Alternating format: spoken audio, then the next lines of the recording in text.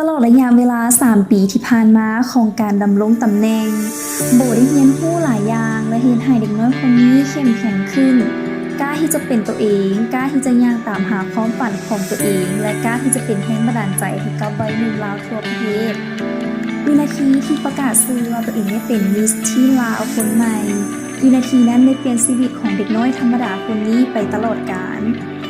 ขอบใจไอตาและทีมงาน78 Creation สำหรับทุกอย่างที่คอยอยู่เคียงข้างคอยซัพพอร์ตลูกสาวคนนี้ในทุกๆเส้นทางที่สวยงามและคอยบอกสอนให้เด็กน้อยคนนี้เป็นคนที่เก่งและเข้มแข็งขึ้นพร้อมรับทุกสถานการณ์ขอบใจพ่อเพชรและเอ้ยมินนี่ที่เชื่อมั่นในตัวเด็กน้อยคนนี้เสมอทุกคำเว้าทุกคำบอกสอนที่มีความหมายและมีพลังสำหรับลูกสาวคนนี้ลูกสาวคนนี้จะเก็บไว้อยู่ในใจเสมอขอขอบใจจากหัวใจขอบใจทีมสร้างแต่งหน้าทุกคนเมมโมรี่ไอเดียที่คอยดูแลโบตลอดมาและทุกห้องเสื้อที่ทุกคนคอยมีและมีความงามจะดูแลความพร้อมให้โบตลอดระยะเวลาการปฏิบัติภารกิจ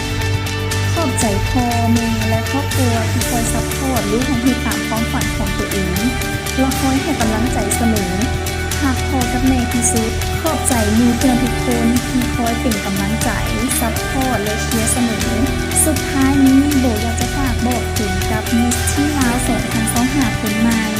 จงเป็นตัวของตัวเองเฮ็ดทุกอย่างให้เต็มที่ทุกวินาที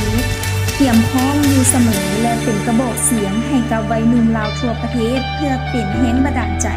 ให้กับเจ้ากล้าที่จะเฮ็ดกล้าที่จะเป็นตัวเองกล้าที่จะเป็นผู้นำและกล้าที่จะเดินตามหาความฝันของตัวเองและสุดท้ายนี้โบ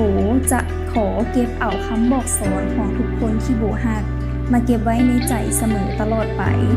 ประสบการณ์ทุกอย่างที่ผ่านเข้ามาในชีวิตโบก็จะขอเก็บไว้อยู่ในใจเสมอโบวันวิสานามเสนามิสที่ลาว2022ตลอดไปนี่คือการอำลาตำแหน่งของผู้หญิงที่ทรงพลังและเขาพร้อมที่จะก้าวเติบใหญ่ไปในเส้นทางของเขาส่งเสียงให้กำลังใจเขาเพราะอีกบ่พอเท่าใดมือเขาจะเดินทางไปเรียนต่อที่ต่างประเทศและจะได้เดินทางตามหาความฝันของเขาอย่างงดงามนี่คือโบวันวิสานามเสนามิสที่ลาว2022